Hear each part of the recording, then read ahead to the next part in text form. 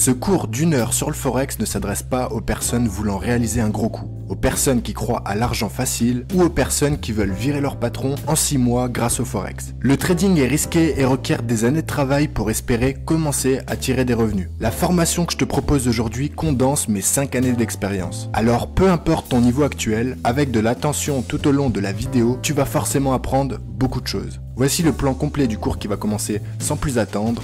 Bon visionnage.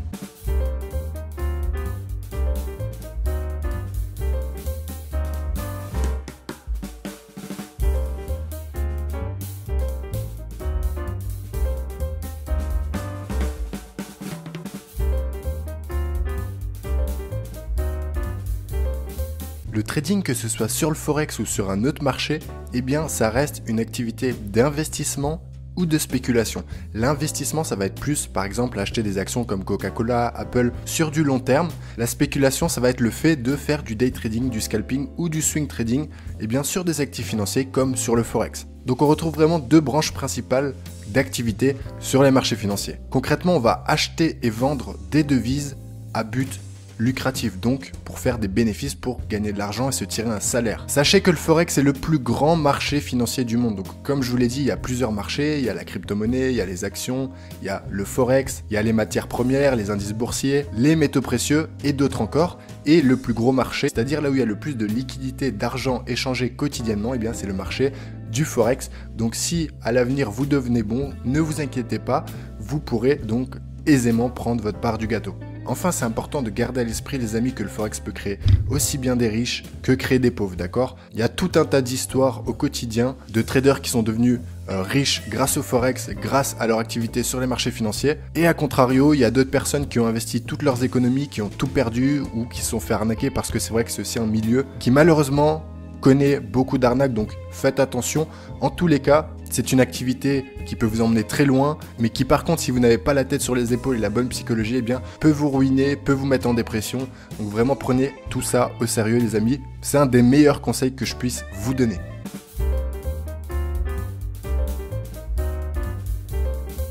Concernant les instruments majeurs que vous allez retrouver sur le Forex, eh bien, deux grandes familles. D'un côté, les paires Forex mineurs et les paires Forex majeurs. Il y a également une troisième famille qu'on aurait pu ajouter, qui sont les paires de Forex exotiques. Maintenant, pour les deux principales, eh bien, en mineur, on va avoir tout ce qui va être euro contre la livre sterling, euro contre le dollar australien, livre sterling contre le yen japonais, dollar néo-zélandais contre le yen japonais par exemple. Il y en a beaucoup d'autres. Pour les paires de Forex majeures, eh bien, on aura l'euro-dollar, la livre contre le dollar contre le dollar canadien, le dollar américain contre le franc suisse par exemple. Également, il y en a plein d'autres. Donc pourquoi il y a des paires majeures, pourquoi il y a des paires mineures? Eh bien tout simplement, les paires majeures sont les paires sur lesquelles il y a le plus de liquidité d'échange quotidien. Donc si vous voulez, ces paires-là en fait vont attirer plus d'intérêt que les paires mineures. Toutefois, il y a des opportunités sur toutes les devises monétaires sur le Forex et également sur les paires exotiques.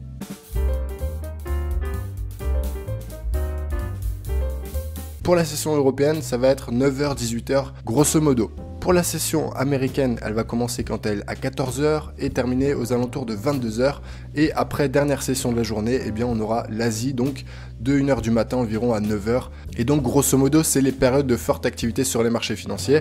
Maintenant, avec l'expérience, je peux vous confier que, en général, des 3 sessions, la moins volatile, la moins affolante et la moins intéressante à trader, ça reste celle-ci. Ensuite, il y aura la session européenne qui commence à être sympathique, on commence à avoir de la volatilité, beaucoup d'investisseurs, donc ça bouge un peu plus, mais le must en termes de volatilité et de mouvement sur les marchés, ça reste la session américaine.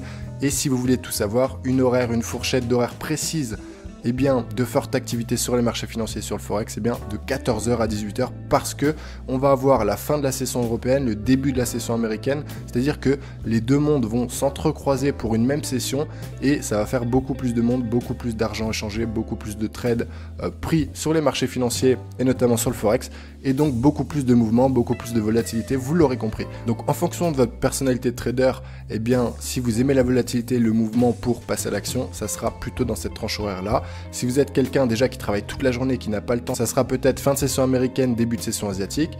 Quelqu'un qui aime la volatilité, qui peut trader la journée, mais qui veut pas trop de volatilité, eh bien ce sera plutôt la session européenne, eh bien, qui est plutôt calme, en tout cas jusqu'à l'ouverture américaine, 13, 14, 15 heures.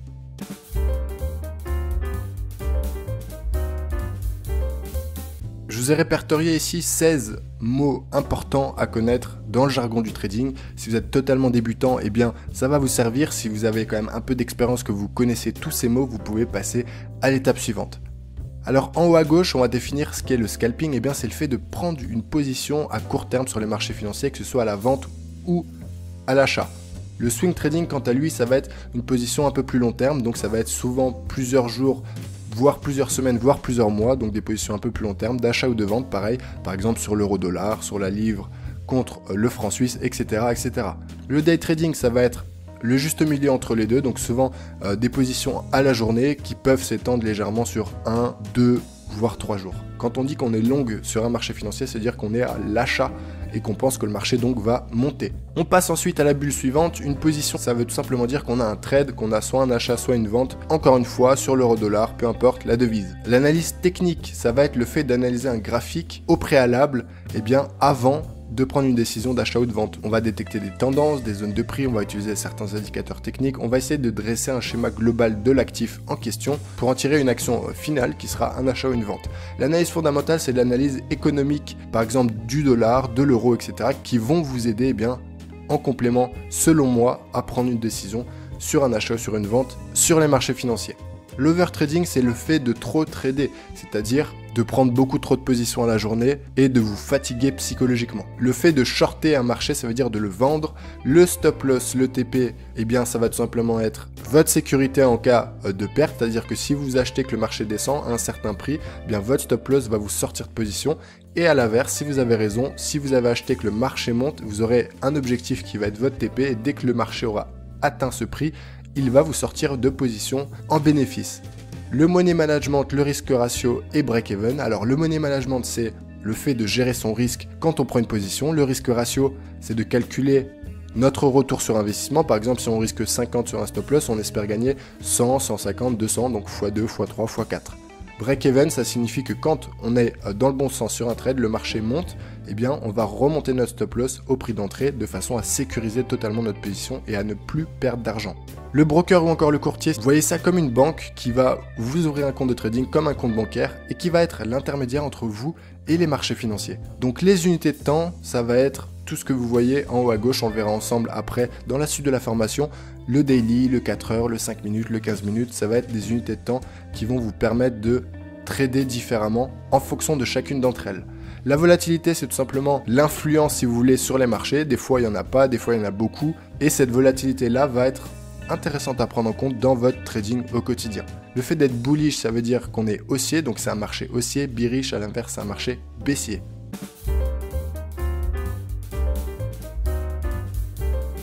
Concernant les acteurs principaux sur le Forex, on va retrouver deux grandes familles encore une fois. D'un côté, les investisseurs particuliers comme moi, comme vous. Également les investisseurs professionnels, donc ça va être plutôt les banques que vous connaissez tous en Europe, en France, aux États-Unis. Et grosso modo, nous, on va être les petits poissons parce qu'on va, même pour les banques, avoir des capitaux quand même assez limités, même si c'est plusieurs milliards, ok? Donc ça va de quelques milliers d'euros à plusieurs milliards, c'est ce que je vais appeler les petits poissons. Et ensuite, vraiment les gros poissons, ça va être tous les instituts financiers ou les États ou les banques centrales qui ont vraiment des milliards et des milliards à investir sur les marchés financiers. Des entreprises comme BlackRock, par exemple, un gros hedge fund que vous connaissez sans doute, qui a des dizaines de milliers de milliards en capitaux à investir sur les marchés financiers. Donc c'est vraiment le mastodonte du marché, en tout cas américain. Ça va être toutes ces grosses institutions-là qui vont faire souvent les gros mouvements sur les marchés financiers. Quand vous voyez des grosses bougies rouges, vous pouvez penser à eux. Et donc l'idée, nous, dans notre trading, ça va être vraiment de se mettre du côté des personnes qui font la décision. Et si vous arrivez à suivre ces personnes, eh bien, vous gagnerez de l'argent. Donc ça, encore une fois, on le verra plus tard dans tout ce qui va être analyse technique, stratégie trading que je vais vous dévoiler, vous offrir. Il y a des façons, si vous voulez, en fait, techniques sur un graphique de trading, que ce soit sur l'euro-dollar ou d'autres paires de devises, eh bien, de comprendre où sont ces gros poissons et de se mettre dans le même sens qu'eux.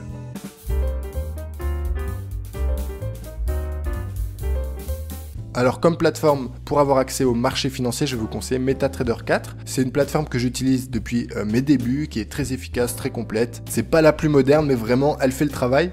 Donc je vous la recommande très simplement, c'est très facile de la télécharger, que ce soit sur ordinateur, sur smartphone. Et ensuite il vous faudra un broker pour pouvoir avoir un compte de trading réel. Et en fait vous allez lier les deux de façon à ce que vous puissiez, eh bien, grâce à votre compte de trading réel chez le broker que j'utilise par exemple, eh bien vous allez pouvoir passer des ordres sur les marchés financiers grâce à MetaTrader 4.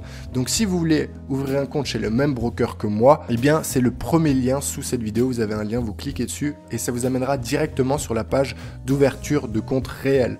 Maintenant vous pouvez très bien ouvrir un compte réel pour avoir votre compte ouvert, mais ouvrir un compte démo par la suite sur votre plateforme de trading personnel pour pouvoir vous entraîner et passer en réel seulement quand vous serez prêt. Donc voilà un duo très simple, très efficace, MetaTrader 4 avec le broker que j'utilise. Encore une fois, premier lien en description pour le rejoindre.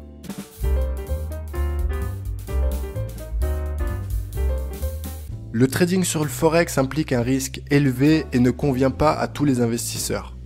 Le degré élevé d'effet de levier peut opérer en votre faveur aussi bien que contre vous. Avant de décider de trader, vous devez attentivement considérer vos objectifs d'investissement, votre niveau d'expérience et votre appétit du risque. Encore une fois les amis, n'oubliez pas que le trading sur le Forex est risqué, que vous pouvez perdre tous vos investissements et qu'il faut vraiment prendre ça au sérieux en vous formant de la meilleure des façons possibles pour que tout se passe au mieux.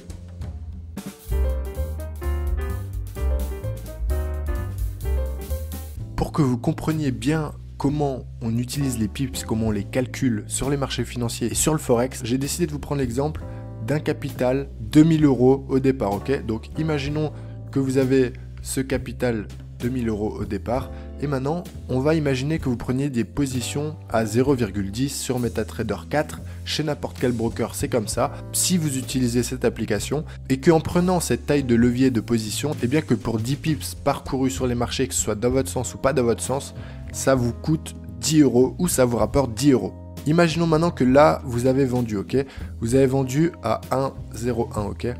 Et imaginons que vous avez pris vos bénéfices ici. Donc vous avez pris vos bénéfices ici à la vente et ça vous fait donc à peu près ici, on est à 0,99 600, on va arrondir encore une fois, donc 0,99 600. Ça vous fait donc une vente à 50 points et ayant pris ce levier, eh bien ça vous fait 50 € de bénéfices. Ok, donc là sur ce trade vous gagnez 50 €. Maintenant, si vous aviez placé votre stop loss, admettons, ici au-dessus des deux mèches à 1,0260, eh bien vous aviez un stop loss à 100 points, ok? Et donc un stop loss à 100 points ici avec le levier que je vous ai proposé, eh bien ça vous aurait coûté tout simplement 100 €, ok? Donc sur 1000 €, si vous perdez 100 €, vous perdez 10% d'un coup du capital.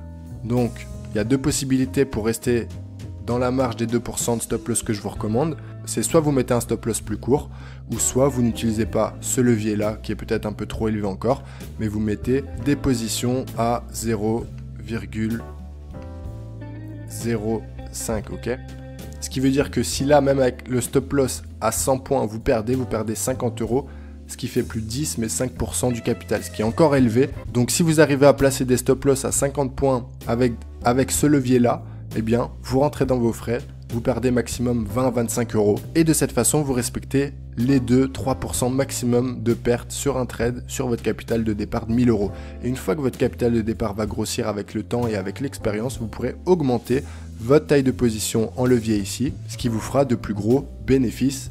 Et vous pourrez aussi supporter, en tant que 2% sur votre capital qui sera plus gros, eh bien, des plus gros stop loss en termes de pertes.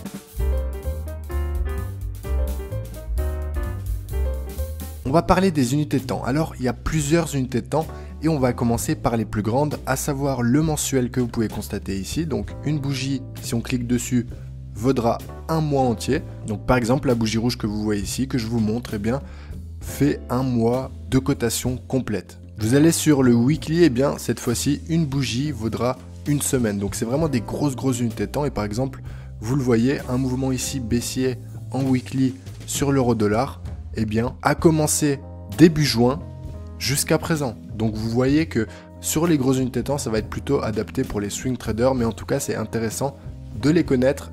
On en parlera plus tard pour toutes les raisons qui sont très bénéfiques. Ensuite, vous allez avoir le daily, là ça commence à être un peu plus petit comme unité de temps, donc une bougie égale un jour. Donc chaque bougie que vous voyez devant l'écran, qu'elle soit rouge ou haussière verte, eh bien vaut un jour de cotation. C'est une unité de temps personnellement que je vais beaucoup utiliser dans mon analyse technique. Ensuite, si on descend, on aura tout ce qui est 4 heures, 3 heures, 2 heures, 1 heure, donc principalement le 4 heures, le 1 heure qui sont très utilisés. Et ensuite, ça sera en minutes, donc par exemple le 30 minutes. Donc là, littéralement, cette bougie que vous voyez ici par exemple, énorme, impulsive, très baissière, eh bien fait 30 minutes. Donc en 30 minutes, là, pour le coup, on a perdu un peu plus de 100 pips. C'est une bougie assez volatile, et vous le voyez, toutes les autres sont un peu plus petites, et chaque bougie donc fait 30 minutes. Maintenant, l'idée, c'est pourquoi il y a autant d'unités de temps, pourquoi il y a des grosses unités de temps, pourquoi il y a des moyennes unités de temps, et pourquoi il y a des petites unités de temps. En fait, si vous voulez, les plus grosses unités de temps vont surtout être pour le swing trading globalement, celle-ci pour le day trading et celle-ci pour le day trading mais aussi pour le scalping. Maintenant, moi personnellement, et je vous partagerai une stratégie complète dans cette formation, dans cette vidéo de day trading, et on va utiliser pourtant du daily, voire du weekly et du mensuel rapidement, ainsi que du 4 heures, du 1 heure et également du 15 minutes, du 30 minutes, voire même du 5 minutes pour les entrées en position et les signaux très précis. Il y a beaucoup d'unités de temps. On peut les différencier facilement en disant que les grosses sont pour le swing, les moyennes pour le day et les petites pour le scalping. Mais en vérité, personnellement, pour ma stratégie, je vais utiliser des grosses unités de temps, des moyennes et des petites. Ok, donc ça va être une stratégie multi-unités de temps et pour moi, c'est la meilleure façon de lire les unités de temps et de les utiliser.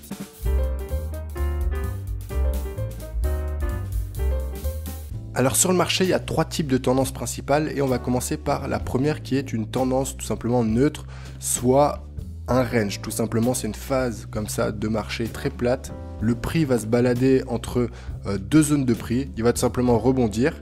Il va passer de la zone basse à la zone haute et il va faire des allers-retours comme ça entre ces deux zones de prix.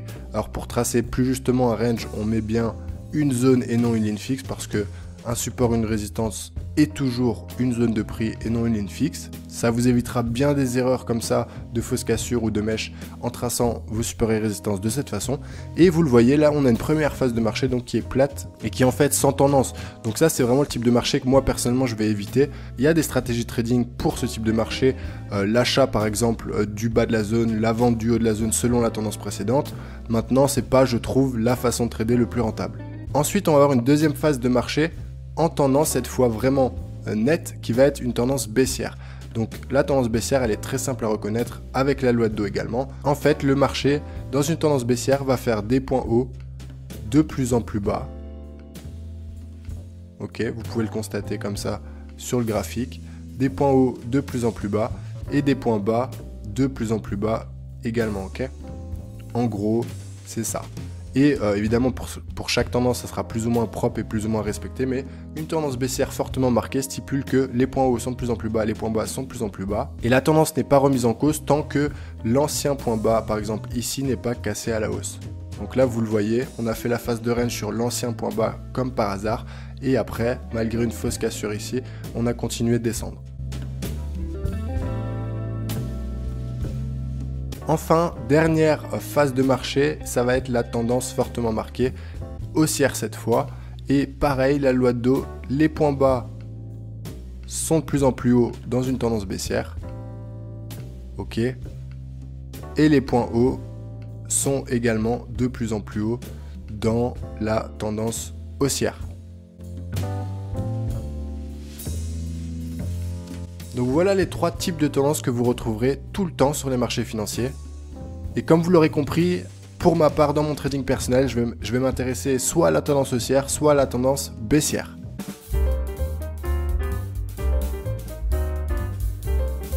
Le price action consiste à analyser un graphique, c'est-à-dire à produire une analyse technique sans indicateur technique ou presque. En fait, l'idée c'est qu'on va se concentrer clairement sur les bougies japonaises, sur leur forme, sur leur taille, sur les patterns qu'elles forment si on les additionne, et concrètement sur la traduction psychologique, c'est-à-dire qu'une bougie japonaise en fait traduit tout simplement avec une bougie, avec une forme, avec une taille, une amplitude, eh bien un état psychologique des investisseurs et de la force de ce rapport qu'il y a constamment sur les marchés financiers entre les acheteurs et les vendeurs. Premièrement, concernant les bougies, comment on va la lire? Eh bien, par exemple, cette bougie baissière que vous voyez ici, eh bien, se lit comme ceci. On a le prix d'ouverture ici, on a le prix de clôture ici, tout en bas du corps.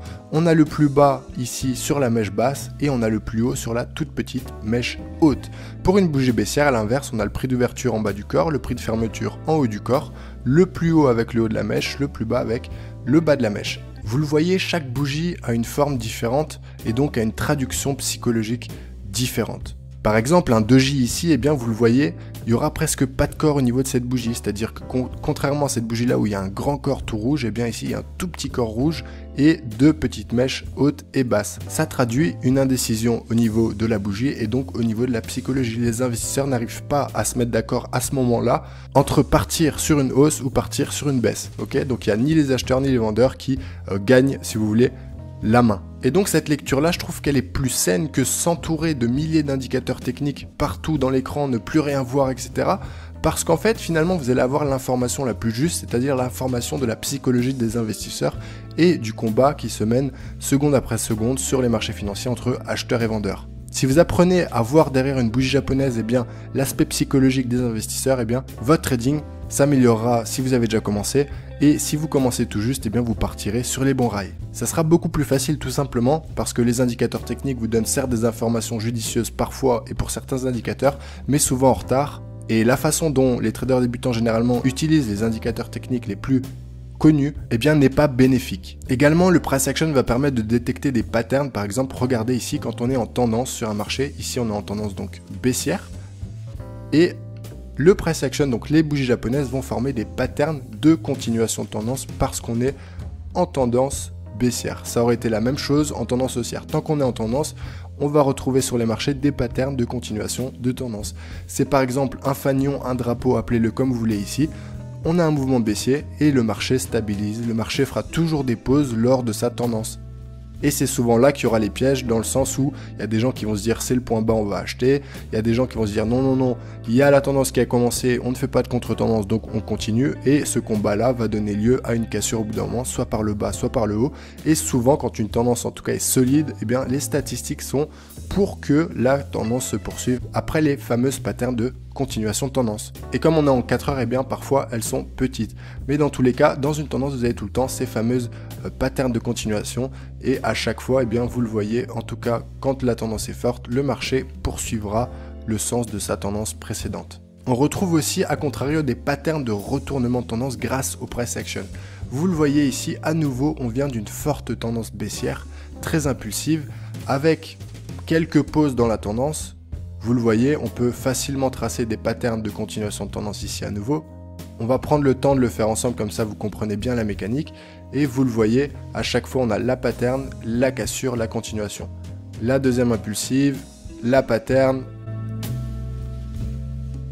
la cassure et l'impulsion. Ok, c'est tout le temps comme ça. Et là, on va s'intéresser non pas sur les patterns de continuation, mais bel et bien sur une pattern de retournement de tendance, ce qui peut être très utile également pour votre trading.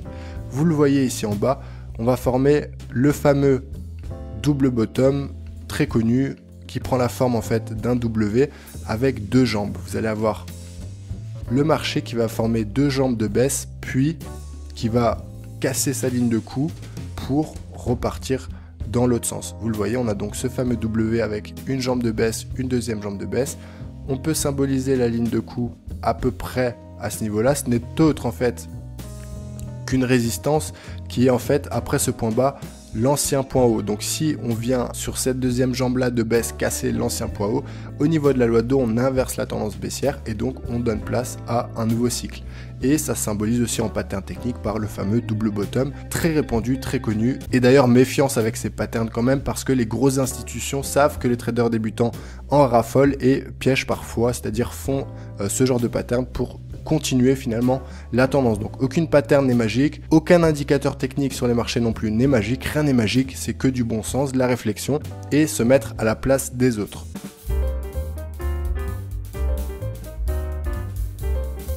Maintenant on s'intéresse aux zones de prix et les zones de prix ce n'est autre que des zones de support et de résistance. Alors là on est en weekly sur l'euro dollar, grosse unité de temps et pour les zones de prix je veux vraiment vous recommander d'en avoir sur des grosses unités de temps également, parce que ça va vous permettre en fait à l'avenir de faire des super trades, parce que vous aurez des grosses zones en grosses unités de temps, et plus vos zones de support de résistance sont en grosses unités de temps, et plus c'est solide et respecté. Là je vous donne un exemple sur l'euro-dollar. Vous le voyez par le passé, donc de 2017 à 2018 ici, sur une belle phase de hausse, on est allé taper une zone de prix très forte qui a formé une résistance par le marché.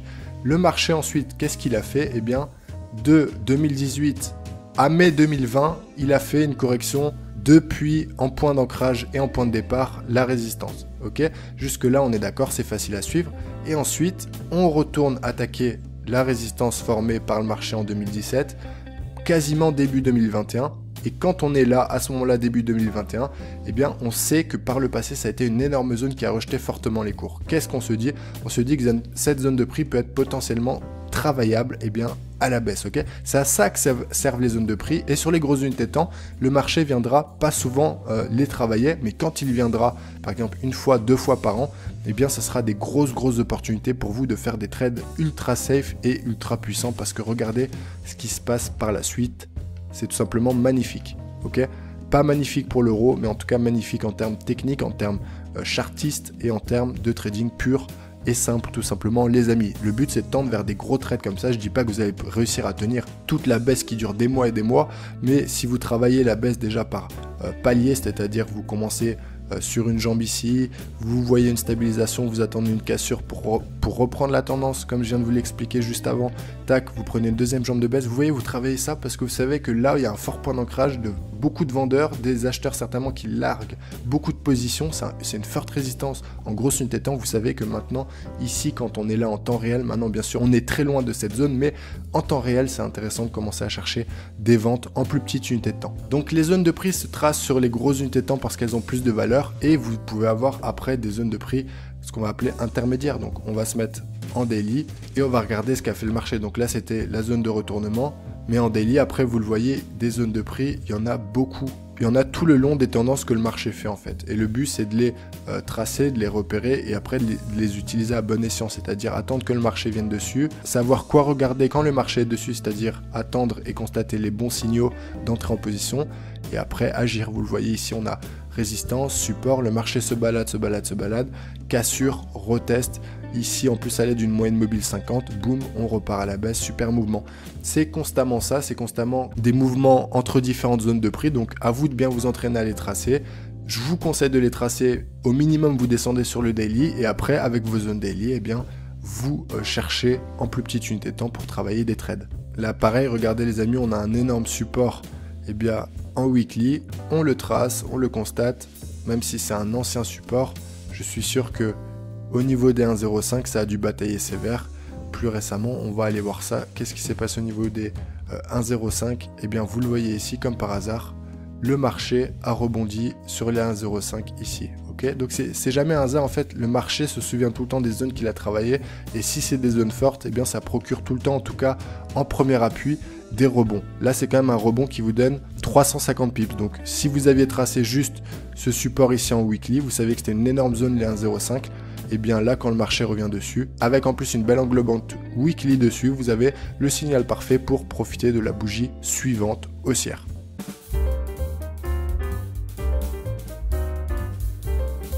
Concernant le peu d'indicateurs techniques que j'utilise, parce que vous l'aurez compris, je suis grand partisan du price action comme je viens de vous l'expliquer, et bien premièrement il y aura quand même la moyenne mobile 50 que vous voyez ici en bleu à l'écran, qui va me servir à suivre la tendance et à me servir des rebonds sur cette moyenne mobile pour suivre et rentrer dans la tendance également.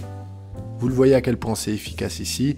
En cas de forte tendance déclarée, eh bien, les cours resteront toujours sous cette moyenne mobile et donc à chaque fois qu'on viendra stabiliser en phase de correction, de stabilisation juste en dessous et qu'on viendra jouer avec cette moyenne mobile, eh bien souvent ce sera des opportunités pour rentrer et faire du suivi de tendance. Également, j'utilise la moyenne mobile non pas 50 mais 20. Alors la moyenne mobile 20 quant à elle va me servir également à suivre la tendance parce qu'elle est très respectée, notamment en grosse unité de temps. Vous le voyez à quel point à chaque fois on peut jouer des rebonds dessus. Maintenant, elle peut être cassée plus souvent que la 50 et ça sera un peu le premier rempart de garant de suivi de tendance et la 50 un peu le deuxième rempart si vous voulez. Donc voilà encore très précisément des exemples de suivi tendance ici sur moyenne mobile, très simple, très facile à mettre en place. Vous avez juste à vendre la moyenne mobile avec des signaux en descendant en unité de temps quand même parce que là on est en weekly. Je vais utiliser un autre indicateur qui va être les retracements de Fibonacci. Quand une forte tendance se met en place comme ça, on va prendre le point haut de la tendance jusqu'au point bas. Et en fait, ce qui va se passer, c'est que le marché, en cas de correction, ira soit taper la première zone, les 23,6%, la deuxième zone très forte, très connue, très répandue et très surveillée par les investisseurs du monde entier, les 38,2%. Une autre également très connue et très respectée par les traders, les 50%, et enfin, dernier rempart, les 61,8 qui doivent garantir la tendance. Donc si maintenant, à l'avenir, dans les prochaines semaines, dans les prochains mois, on fait un fort rebond sur l'euro-dollar et qu'on va s'approcher des 38,2, des 50%, voire des 61,8, il faudra surveiller, pourquoi pas, pour suivre la tendance. Et si on venait à casser totalement, eh bien, la dernière zone, c'est-à-dire les 61,8, imaginons que le marché fasse un fort rebond comme ceci, eh bien ça voudrait dire probablement que ça là, c'est du passé et que probablement on va aller bien plus haut par l'avenir, d'accord? C'est un peu comme ça que j'utilise Fibonacci, très concrètement, très simplement.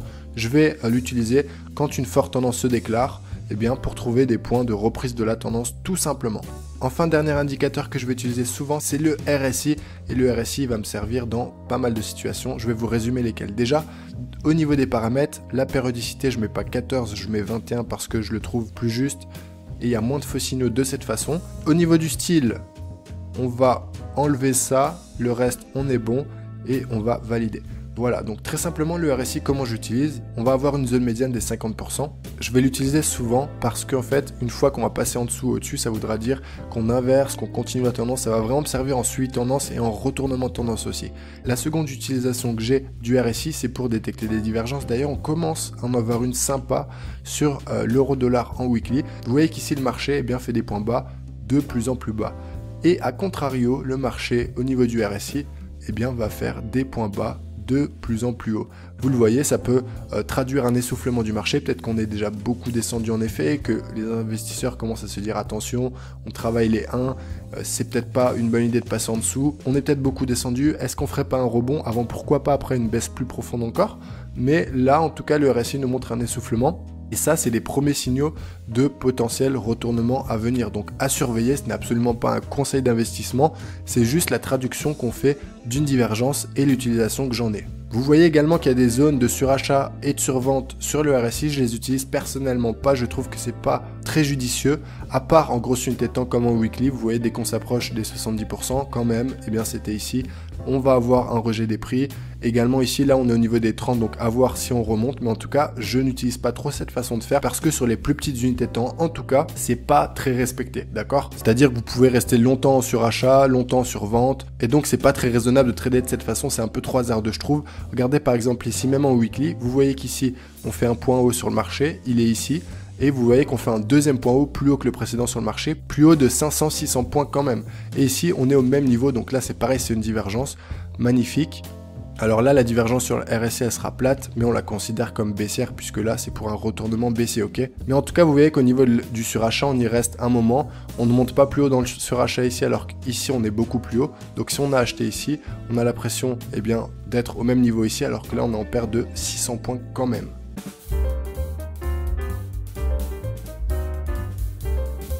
Le deuxième type d'analyse sur les marchés financiers et sur le forex qu'on va pouvoir effectuer en tant que trader, ça va être l'analyse fondamentale. Ça va être le fait de prendre en compte les données économiques des États, des banques centrales, de certaines entreprises pour pouvoir vous aider dans la gestion de vos trades et apporter un supplément à votre analyse technique. Moi, je vois vraiment l'analyse fondamentale comme un complément d'analyse à mon scénario trading effectué en analyse technique pure et simple au niveau technique, donc sur un graphique de trading. Donc pour ce faire, je vous propose investing.com, c'est un site de news économique totalement gratuit.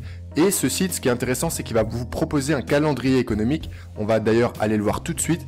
Et dans ce calendrier économique, on va avoir toutes les news qui vont tomber au niveau des devises sur le Forex, au niveau des interventions de la Fed, de la Banque Centrale Européenne, et toutes les grosses news en fait qui vont impacter les marchés financiers comme les taux d'intérêt, l'inflation, le NFP, le taux de chômage, etc., etc. Toutes ces news très importantes. Alors, tout d'abord, on va filtrer en fait ce qu'on recherche dans les news. Ce qu'on va faire nous, c'est qu'on va rechercher les news qui ont 3 étoiles, donc le nombre d'étoiles maximum parce que ça va procurer une forte volatilité attendue plus les news sont importantes. Donc les news à 1 étoile, les news à 2 étoiles, on va pas les regarder. Et donc vous le voyez dans les filtres, on va sélectionner vraiment uniquement les 3 étoiles.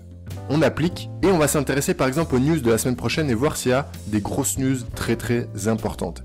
Alors lundi, rien de spécial, on a un jour férié au Japon, on a le compte rendu de la banque centrale australienne, on a une news économique aux US, une news sur le dollar canadien, donc l'IPC, ça va être attendu par le dollar canadien. Donc si vous tradez des paires en CAD, en CAD, eh bien sur le Forex, faites attention mardi par exemple. Mercredi, vous le voyez, beaucoup d'annonces économiques au niveau du dollar. D'ailleurs, c'est souvent les annonces économiques au niveau du dollar qui vont impacter fortement les marchés financiers parce que par exemple sur le Forex, la paire qui est la plus tradée et la plus suivie, ça va être l'euro contre le dollar. Donc mercredi, on va avoir les ventes de logements, on va avoir comme chaque semaine le stock de pétrole brut. Ça, c'est à suivre chaque semaine si vous tradez le pétrole. On va avoir des projections économiques FOMC mercredi à 20 h, le communiqué également à 20 h. On va avoir les décisions de la Fed sur les taux d'intérêt à 20 h et à 20 h 30, la conférence de presse. Donc là, par exemple, à 20 h, mercredi, il risque d'avoir beaucoup de volatilité sur les marchés financiers parce qu'il y a 4 grosses news, si vous voulez, en même temps. Il va y avoir des comptes rendus, des conférences de presse et des décisions importantes, notamment sur les taux d'intérêt pour essayer et tenter d'endiguer, de contrer l'inflation. Donc voilà un très bel exemple de news économiques qui arrivent la semaine prochaine et qui sont très importantes en 3 étoiles.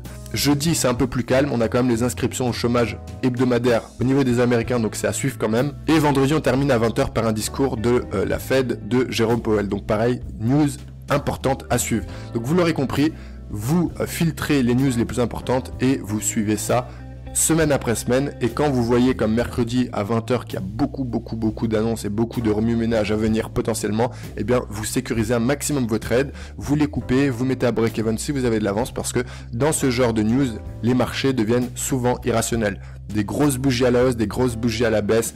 Et parfois ça peut faire beaucoup de mal, d'accord? Donc des fois c'est des contre-événements, c'est-à-dire qu'il va pas se passer grand-chose, mais parfois, en effet, et dans la plupart des cas c'est comme ça que ça se passe, et bien la volatilité est bel et bien au rendez-vous. Également sur Investing, ce qui est intéressant, c'est le côté actualité, donc des news. Vous allez pouvoir les filtrer par famille, donc le Forex, les cryptos, les actions, les matières premières, des indicateurs économiques, l'économie en général, l'actualité du monde, le coronavirus, et donc vous pouvez regarder comme ça tout un type de news en fonction de ce que vous tradez. Par exemple, si vous êtes sur le Forex, on va avoir des news tout simplement de l'actualité concernant le Forex. Donc voilà, là on parle du Japon, là de l'euro-dollar qui reste sous pression avant une journée chargée. Vous le voyez, vous avez beaucoup d'informations économiques, donc si vous êtes un mordu d'économie, vous pouvez trouver votre bonheur également sur cette plateforme très bien fichue. Vous aurez également des analyses, vous aurez également accès à des graphiques, vous avez également accès au marché, entre guillemets, donc aux cotations en temps réel. Donc voilà, c'est un site assez complet, je vous le recommande vivement. Retenez bien qu'il est important tout de même de prendre en compte les plus grosses annonces économiques, de savoir quand est-ce qu'elles ont lieu et de protéger ainsi les trades qu'on a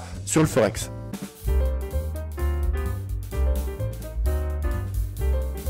Alors première étape de la stratégie, ça va être de choisir un actif qui est fortement en tendance, qu'elle soit baissière ou haussière. Là on se retrouve sur la livre sterling contre le dollar américain en daily. Et très facilement et visuellement on peut constater la superbe tendance baissière qui prévaut depuis un certain moment sur cette paire Forex. Okay, le premier critère de ma stratégie trading est rempli. On a un actif en tendance. Pourquoi je veux un actif en tendance? Pour plusieurs raisons. Parce que une tendance en grosse unité de temps va prendre du temps à se terminer, à se faire. Elle peut durer 6 mois, 1 an, voire plus. Et donc, on va faire du suivi de tendance et essayer de choper à chaque fois les meilleurs prix de rebond pour reprendre la tendance à la baisse. C'est beaucoup plus agréable de trader une tendance qu'un marché qui est platonique, qui est mou, qui ne fait pas grand chose. Parce que vous allez avoir du flux, de la volatilité, les trades prendront moins de temps, il y aura beaucoup moins de faux signaux et il n'y a rien de mieux à trader qu'un actif où tout le monde est d'accord dessus, soit à la baisse, soit à la hausse. Ça sera beaucoup plus facile psychologiquement notamment à gérer. Donc comment on sait que c'est une tendance baissière à part en le constatant visuellement? Eh bien, dans une tendance baissière, on va avoir des points hauts de plus en plus bas. Ok, on va le constater ensemble. Hein. Donc, premier point haut, deuxième point haut, le troisième à peu près ici. On va en avoir un gros quatrième à peu près à ce niveau-là. Enfin, un autre ici. Encore un ici. Et on va mettre le dernier récent quant à lui ici. Donc ça, c'est les points hauts et vous voyez qu'ils sont de plus en plus bas. Les points bas également sont de plus en plus bas. Ok, donc on en a un ici, un deuxième là. un troisième ici, un quatrième juste un peu plus bas ici. Vous voyez à quel point la loi de dos est respectée quand on a une forte tendance marquée. Et quand on a une forte tendance marquée et que la loi de dos est aussi bien respectée, je vous assure que c'est beaucoup plus simple de trader. C'est vraiment les actifs magiques à trader quand ça se passe comme ça. Donc voilà pour la tendance déclarée, c'est assez clair de cette façon. Et nous maintenant l'idée, comme je vous l'ai dit, ça va être de suivre cette tendance et donc de pas faire de contre-tendance, de pas essayer de racheter, même si vous le voyez, on a des phases d'impulsion à la baisse et on va avoir tout du long des phases de correction. Okay, on va avoir des petites phases de stagnation / correction et nous on va pas se faire piéger à essayer de racheter là en se disant que c'est un point bas. On va au contraire tenter de reprendre la tendance, d'accord? On va essayer nous de reprendre la tendance à contrario parce que les probabilités vont dans ce sens là. Quand une tendance se met en place, elle a plus de chances de se poursuivre que de se retourner. La tendance se poursuit X fois et se retourne qu'une fois, d'accord? Donc nous, on va pas se faire piéger dans toutes ces phases de stagnation. Il y en a beaucoup, il y a des rebonds à jouer certes, mais c'est beaucoup plus risqué. Nous, ce qu'on va faire, c'est qu'on va attendre les corrections comme ça et on va continuer à vendre à la cassure des corrections et des rebonds, ok? Donc à chaque fois, ça va se produire. On rentrera plus dans le détail après concernant les signaux, mais en tout cas, c'est l'idée, faire du suivi de tendance et mettre un maximum de probabilité de son côté de façon à augmenter ses chances de réussir ses trades. Une fois qu'on a déclaré notre tendance et trouvé un actif qui nous intéresse, la deuxième étape, c'est de trouver des zones potentielles d'intervention. Et pour ce faire, on va pas aller trop loin dans le passé, on va prendre cet exemple en temps réel quasiment, puisqu'il date de la semaine dernière sur les 4-5 dernières bougies ici. Qu'est-ce qu'on peut voir? On peut voir qu'on a un marché donc qui descendait fortement. On peut voir qu'on a une dernière phase de stabilisation, correction, rebond ici, ok? Et on peut voir qu'à peu près à ce niveau-là, c'est de nouveau le signal de vente. Mais en tout cas, ça c'était la dernière correction en drapeau avant le dernier mouvement baissier qu'on a connu là. Maintenant, qu'est-ce qui s'est passé? On a rebondi à nouveau récemment ici. On a rebondi pour 300 points quand même, donc c'est un beau rebond et on peut voir que le marché est venu buter sur cette moyenne mobile 20 que j'ai constamment sur mes graphiques et qui est aussi un garant de suivi de tendance. Donc vous allez avoir les points hauts à suivre et les points bas à suivre pour définir votre tendance, mais vous aurez également la moyenne mobile 20 qui vous servira, vous le voyez comment elle est bien respectée globalement, à savoir si le marché est toujours en tendance baissière ou s'il l'a retourné, d'accord? Donc là on voit que le marché a buté sur la moyenne mobile 20 et on voit qu'il a aussi buté sur une zone de prix très importante qui est tout simplement l'ancien support devenu désormais résistance. Ok, vous voyez ce support en bleu qui est assez clair, assez magnifique et c'est exactement sur ce support là que le marché a buté semaine dernière. Ce support là en fait c'est la zone de prix qui a stoppé un des derniers mouvements baissiers ici. Ok, donc il y a des achats ici, il y a du monde, il y a des sorties et des entrées de portefeuille, donc ça on considère que c'est une zone importante en daily et ça n'a pas manqué évidemment puisqu'on a buté dessus. Mais en tout cas nous au préalable quand on est ici, on sait que c'est l'ancien support qui a été cassé et quand on est à peu près ici sans qu'on ait eu encore le rebond, on sait que si le marché revient tester cet ancien support devenu résistance, il y a de fortes chances combinées à ça la moyenne mobile 20 que le marché continue sa tendance qui est baissière, je vous le rappelle, depuis un moment. Alors un moment le marché se retournera et le marché se retournera et inversera sa tendance baissière et sa loi de dos en cassant notamment cette zone de prix. Si le marché réintègre cette zone de prix semaine prochaine, semaine d'après ou le mois prochain et continue de monter, la tendance baissière que je viens de vous mettre en évidence sera globalement totalement remise en question. Donc deuxième étape les amis, une forte zone de prix sur laquelle on sait qu'on va pouvoir intervenir si le marché revient. Donc après quand on est ici, qu'on sait qu'il y a cette zone, on attend, on patiente un jour, 2 jours, 3 jours et au bout du 4e jour le marché vient faire une mèche sur la zone.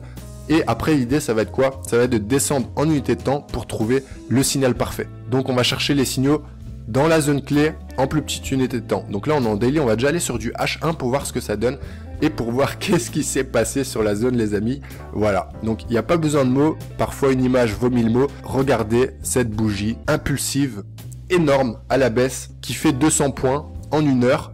Et tout simplement, c'est la mèche daily que vous voyez sur la zone. Je vous remonte la mèche daily pour que vous compreniez bien. Vous voyez ce rejet fort qu'il y a eu ici au niveau de la mèche sur la zone et la moyenne mobile 20. Plus le corps également très impulsif rouge, ça correspond donc à cette phase de marché ici les amis. Donc là, on a déjà le signal si on attend la clôture. ok. Et si on est plus agressif, qu'on n'attend pas la clôture parce qu'on voit l'impulsivité de la bougie, le signal en horaire, il est à la réintégration de la moyenne mobile 20. Dès qu'on repasse en dessous de la moyenne mobile 20, c'est un signal. Dès qu'on casse à la baisse cette phase de stagnation, eh bien c'est pareil, c'est un signal. On réintègre un peu si vous voulez et on vient casser les anciens points bas. Donc on inverse une loi de dos en horaire, on a l'impulsivité, on réintègre la moyenne mobile 20. Si on met un RSI, je suis sûr qu'on repasse sous la zone de neutralité des 50%. Donc voilà le type de signal qu'on va rechercher. En 4 heures, qu'est-ce que ça donne? Eh bien, en 4 heures, vous le voyez, c'est aussi magnifique. On a la zone, vous voyez, on a eu le mouvement de cassure. C'est très bien respecté, je trouve, sur la livre contre le dollar. Parfois, sur certaines paires de Forex, vous avez de super belles choses à faire. Vous voyez qu'on a eu le mouvement qui a cassé l'ancien support, qui devient résistance en fait dès ce retest, hein, parce que là on a un mouvement, retest et après le vrai mouvement. Donc là en fait dès le retest on comprend que cette zone là après éjection à la baisse deviendra désormais une résistance. On descend, on fait notre petit bout de chemin, on fait une espèce de phase de range ici un peu à plat comme ça, tac.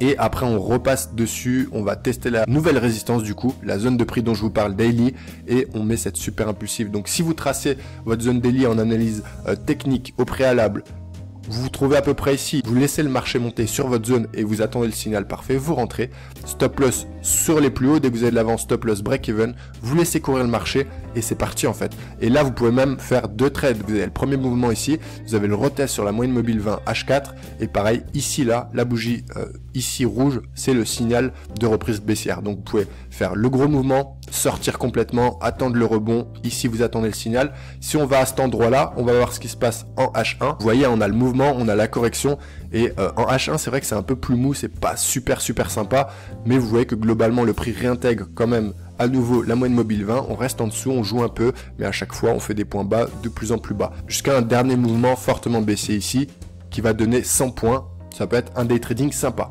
Donc tout de même, vous voyez la simplicité de cette stratégie, à pas se prendre la tête, on cherche une forte tendance qu'on va avoir en daily, en weekly, peu importe l'actif d'ailleurs.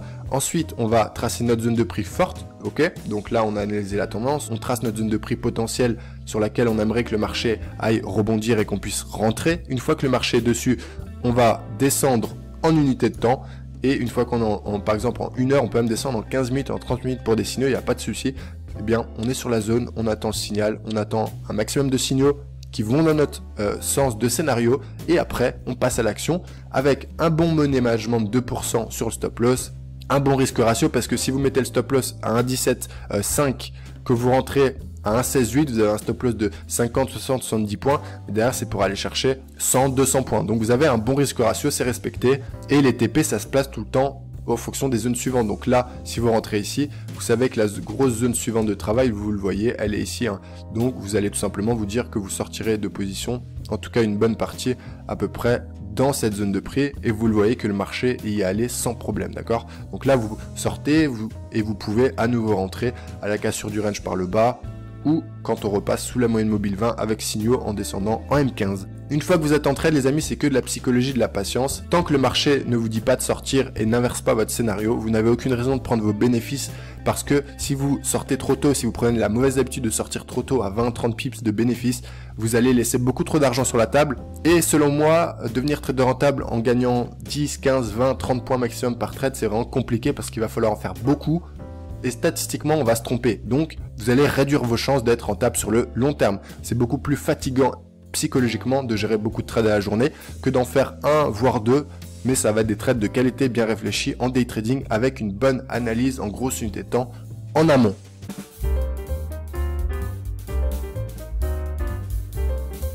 Le premier conseil que j'ai à vous donner tiré de mon expérience personnelle au niveau du trading, ça serait vraiment de pratiquer, pratiquer et encore pratiquer. Pourquoi? Parce que premièrement, pour éduquer votre cerveau à un nouveau domaine, eh bien, va prendre du temps. Et comme vous partez de zéro, vous n'avez aucune connaissance, aucune compétence, que ce soit technique ou psychologique, pour devenir trader. Ça va donc prendre du temps à nourrir votre cerveau de toutes ces nouvelles connaissances. Pourquoi pratiquer en deuxième point? Eh bien, justement pour acquérir cette expérience. Il n'y a rien de magique, les amis. Vous allez devoir travailler fort, vous allez devoir vous entraîner au plus souvent possible sur les graphiques, vous allez devoir acquérir des compétences en économie, au niveau de l'analyse technique, au niveau de l'analyse fondamentale, au niveau de la psychologie du trading. Et comme ça, à force de pratiquer, vous allez développer votre expérience, vos connaissances et petit à petit, vous allez pouvoir tirer des revenus des marchés financiers. Troisième conseil que je peux vous donner, c'est de ne pas compter vos heures de travail. Surtout quand vous commencez, comme je vous l'ai dit, vous allez devoir habituer votre cerveau, vous allez devoir pratiquer énormément pour apprendre. Et de ce fait, vous allez forcément passer beaucoup d'heures à travailler sur votre trading, alors que sans doute vous avez un travail au quotidien ou alors que vous êtes peut-être encore en études, eh bien vous avez des journées déjà très remplies, très chargées, très fatigantes. Mais pourtant, si vous voulez devenir trader ou en tout cas tendre vers des compléments de revenus et in fine gagner de l'argent sur les marchés financiers, il faudra travailler fort parce que les marchés financiers est un domaine vraiment très compliqué et seule une minorité va gagner.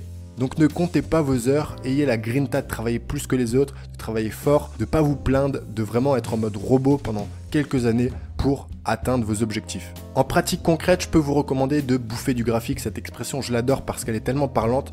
Vous allez devoir passer un maximum de temps sur vos graphiques. Vous installez MetaTrader 4 sur votre téléphone, sur votre ordinateur. Vous êtes aux toilettes, vous vous ennuyez, vous regardez vos graphiques, vous analysez, vous essayez de comprendre les prix, la gestuelle, la psychologie. Et de cette façon, à force de passer des heures et des heures sur les graphiques, au lieu de les passer ailleurs, comme à scroller sur TikTok, comme à scroller sur les réseaux, et bien là, ça sera constructif. Et à force de faire ça au quotidien, si vous additionnez 2, 3, 4 heures par jour, eh bien, tout simplement, au fur et à mesure des semaines, des mois, vous allez progresser à vitesse grand V. Encore une fois, 3 heures, 4 heures, ça peut paraître beaucoup par jour, mais vous allez voir, vous allez vite y arriver parce que en remplaçant le divertissement par vos graphiques, tout simplement, ça va devenir une habitude et c'est l'unique moyen, selon moi, pour vraiment réussir en trading. Se donner à fond dans votre travail, dans l'apprentissage au quotidien.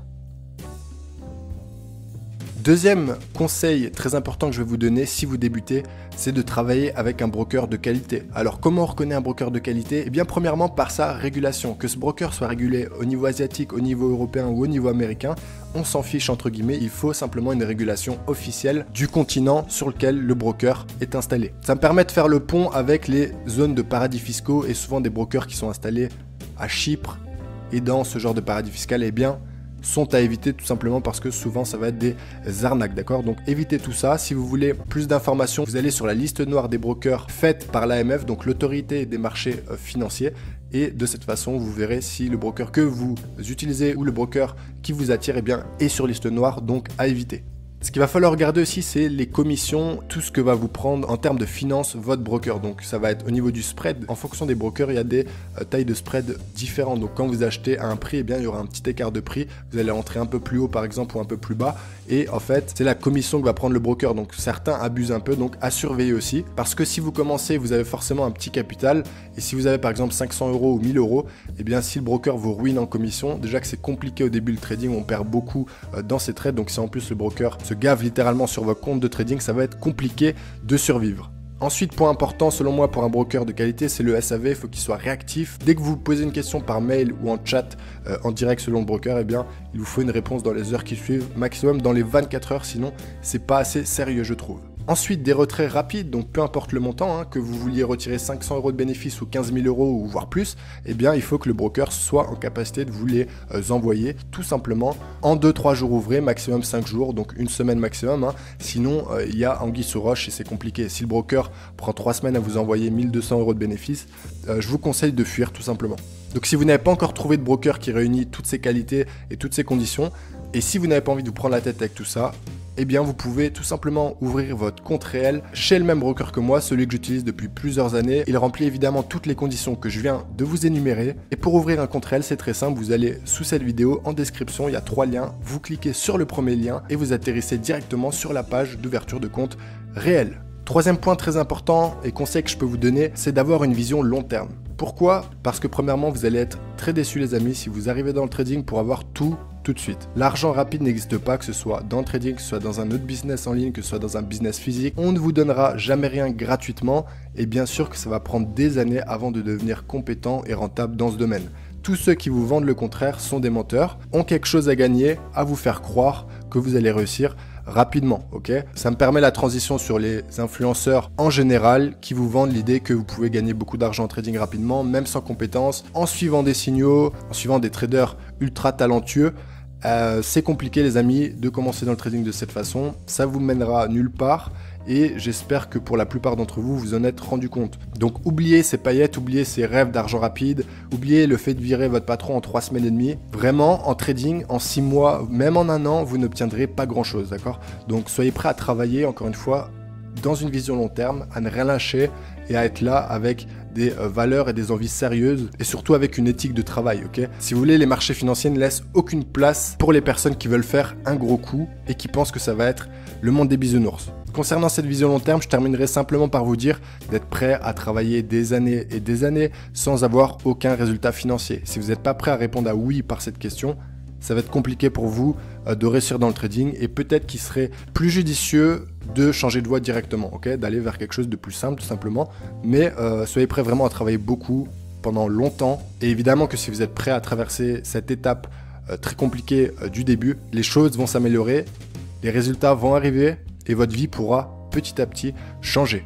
4e conseil, ça va être d'avoir un mental d'acier, un mental de sportif de haut niveau parce que triste est le constat, 90% en moyenne échouent dans leurs 6 premiers mois de trading. Donc les mecs commencent et 90%, 9 traders sur 10 vont échouer au bout de 6 mois, abandonner parce qu'ils ont trop perdu, se rendre compte que c'est trop dur et qu'ils ont cru les mauvaises personnes. Je dirais que la psychologie dans le domaine du trading est beaucoup plus importante que l'intelligence, en tout cas à la base, ok? Si vous avez 2 personnes, si vous avez une personne qui est ultra intelligente mais un peu feignante et qui pense que ça va se faire tout seul, et l'autre personne qui est sur le papier moins intelligente, qui a moins de diplôme, qui a un esprit un peu moins vif peut-être, mais qui a une faim qui lui prend jusqu'à dans les tripes, je peux vous assurer que c'est cette personne qui réussira parce que les compétences tôt ou tard, elle les apprendra à force de travailler, pendant que l'autre se reposera sur ses acquis et sur sa facilité d'apprentissage. Et à l'arrivée, la personne qui avait des avantages sur le papier se prendra tellement de claques qu'elle ne saura pas gérer, qu'elle abandonnera. A contrario, la deuxième personne sera tellement prête et forte psychologiquement qu'on pourra lui mettre autant de claques dans la figure qu'on voudra,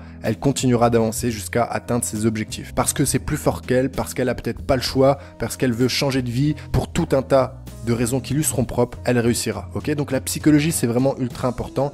J'aime toujours faire cette comparaison du sportif de haut niveau. Le trading, c'est un métier d'élite. Vous pouvez toucher des millions à terme si vous devenez excellent. Alors imaginez le travail qu'il faut pour arriver à ce step-là. C'est évident que ça ne va pas se faire tout seul. C'est évident que vous allez devoir travailler énormément, plus que les autres qui viennent en dilettante, parce que c'est ces gens-là qui feront partie des 90% qui échouent la première année. Après, c'est à vous de savoir pourquoi vous commencez et qu'est-ce que vous voulez atteindre et surtout avec quelle vision. Moi, je vous établis les faits, je vous parle de mon parcours et je vous parle de ma vision des choses. Maintenant, c'est à vous de faire vos choix, c'est votre avenir et c'est vos décisions. 5e conseil, ça va être de maîtriser une stratégie de trading efficace et rentable, en tout cas sur le long terme, pour pouvoir espérer vivre un jour de cette activité, pour pouvoir en tirer des revenus. Je trouve que le métier de trader est un métier très stratégique, on pourrait le comparer à un jeu d'échecs aussi également, parce que tout va se passer vraiment dans la stratégie, que ce soit au niveau de l'analyse technique, dans la stratégie de gestion du trade par la suite, dans la stratégie de votre psychologie également, de quel type de trading vous allez faire, un trading agressif, donc qui va procurer du stress, ou un trading plutôt swing qui va proposer d'autres émotions. Et donc la stratégie va vous permettre plusieurs choses. Elle va vous permettre de comprendre le marché. Comprendre le marché, c'est comprendre la psychologie des intervenants du marché, c'est donc savoir traduire les bougies japonaises que vous voyez sur un graphique par un aspect psychologique des investisseurs. Une fois que vous arriverez à comprendre ce marché, eh bien vous saurez quand et pourquoi vous allez agir sur les marchés, ok? À quel moment? Pourquoi à ce moment-là? Pourquoi cette bougie-là va vous faire entrer en position? Pourquoi, à contrario, le fait que le marché ait cassé une zone de prix va vous faire vous abstenir et ne pas rentrer en position? Vous voyez, c'est vraiment toute cette gestuelle psychologique de savoir pourquoi on fait les choses, comment on les fait et quand on les fait. Et bien ça, c'est grâce à une stratégie qu'on pourra le faire. Vous allez pouvoir aussi tirer un contexte graphique global de l'actif que vous surveillez, que vous analysez, et ça va aider également à la compréhension de votre analyse technique. Une stratégie aussi va vous permettre d'avoir les principes fondamentaux de l'analyse éco comme je vous l'ai fait avant dans la formation, de connaître un peu quelles sont les news qui impactent les marchés, etc. Tout ça, ça fait partie aussi d'une stratégie de trading. Le plus gros avantage de la stratégie trading, évidemment, c'est de pouvoir gagner de l'argent in fine avec. C'est aussi de vous éviter de succomber aux émotions et aux biais cognitifs négatifs bien connus sur les marchés financiers liés à l'argent et à la psychologie humaine. Le fait d'avoir une stratégie rigoureuse qu'on respecte à la lettre, qui cadre vos actions, eh bien ça va vous éviter de faire des bêtises au moment où vous ressentez des émotions négatives que vous devriez mettre de côté. Maintenant, au début, c'est compliqué de gérer les émotions. Et d'ailleurs, ça va être le sujet du point suivant. La gestion du stress et des émotions, tout au long de votre carrière de trader, surtout au début évidemment, mais tout au long va être la partie la plus compliquée de votre métier. Je dis tout au long parce que même des traders professionnels dans des grosses banques américaines ou anglaises, eh bien, peuvent péter un plomb, tout perdre en 2 semaines et malheureusement se suicider après, créer des drames, des gros divorces. Et donc pourquoi ça se produit? Parce que en soi, la personne a 20 ans d'expérience, elle a déjà gagné des millions et des millions, elle sait ce qu'elle fait, elle connaît son métier sur le bout des doigts. Ça peut être que l'aspect psychologique qui fait dérailler la machine à un moment donné, d'accord? Donc c'est vraiment la partie la plus compliquée et la partie sur laquelle vous allez devoir être le plus attentif. Pour ce faire, quelques conseils et vous allez pouvoir tenir un journal de trading émotionnel. Quand vous serez un peu plus avancé dans votre activité de trading, eh bien vous pourrez noter pourquoi par exemple vous avez pris un trade par impatience, pourquoi vous êtes sorti trop tôt par impatience, pourquoi vous avez mis un peu trop de levier par cupidité. Vous allez pouvoir noter comme ça jour après jour vos émotions au moment T, celles qui vous ont fait agir sur les marchés financiers de quelque façon que ce soit, et petit à petit apprendre à vous connaître, apprendre à connaître vos réactions face à l'argent, face aux pertes, face au stress, face à la peur, face à la cupidité. Vous pourrez le relire et de cette façon corriger vos défauts psychologiques et émotionnels. Également un autre conseil qui va être très important,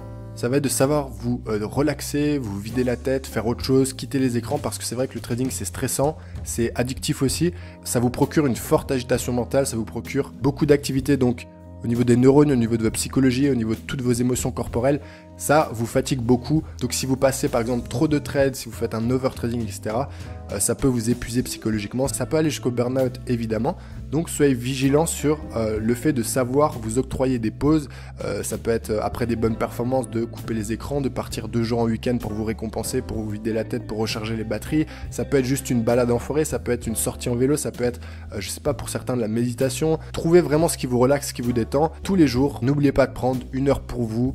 Et pour vous, vider la tête, c'est très important. Vous travaillez avec votre cerveau quand vous êtes trader, donc vous devez impérativement prendre soin de votre état psychologique global. Je vous conseillerais également de vivre les émotions négatives. Toutes celles qui à vivre, malheureusement, sont à vivre quand même pour un trader débutant, parce que de cette façon, vous allez pouvoir les comprendre, les vivre, les détester, mais surtout les corriger et apprendre à les maîtriser. Donc c'est vraiment le but, c'est un long chemin, c'est un peu une quête aussi de développement personnel si on veut quelque part. C'est que vous allez découvrir certaines émotions que vous ne connaissiez pas avant et vous allez devoir apprendre à les gérer, à les maîtriser, à les comprendre et surtout à ne pas succomber. Donc, parmi les principales émotions qu'on connaît en tant que trader débutant et même par après, eh bien on va avoir la frustration par exemple quand on sort trop tôt d'un trade parce qu'on a eu peur que le marché se retourne et qu'on voit que le marché après décolle littéralement, qu'on a laissé beaucoup d'argent sur la table, c'est très frustrant. Également quand on a un super trade, on a 200 points, 300 points, on ne se récompense pas et le marché retrace tout, finalement on n'a plus aucun bénéfice, c'est encore très frustrant. Tout ça c'est des émotions négatives qu'on vit surtout au début mais qui sont dures à gérer et qu'on peut vivre aussi par la suite. En second point, on a l'impatience. Donc l'impatience, c'est souvent dû à la peur de manquer l'opportunité, ok ? Vous voyez un retournement de tendance qui est en train de se faire, vous allez souvent rentrer trop tôt parce que vous avez peur que le marché parte sans vous et souvent c'est là que ça va mal se passer. Donc soyez patient également aussi pour garder vos trades quand vous êtes dedans, mais soyez patient pour attendre par exemple des zones de prix, soyez patient pour ne pas rentrer trop tôt en position, attendez vraiment les bons signaux et ne précipitez pas les choses. Enfin, eh bien, la cupidité, l'argent rapide, les rêves plein les yeux, l'excès de levier, in fine sur les marchés financiers, dû à la cupidité, eh bien, peut ruiner des comptes de trading. Il faut être vigilant avec ça. C'est pas un mal en soi d'être ambitieux, d'être même rêveur, d'avoir de grands objectifs, même si c'est plusieurs millions, peu importe vos objectifs, qu'ils soient financiers ou autres. Vous pouvez les avoir et c'est très bien, ça peut être un excellent carburant, mais trouver le juste milieu entre avoir de gros objectifs, être ambitieux et être carrément cupide parce que la cupidité peut vraiment vous emmener très très bas sur les marchés financiers.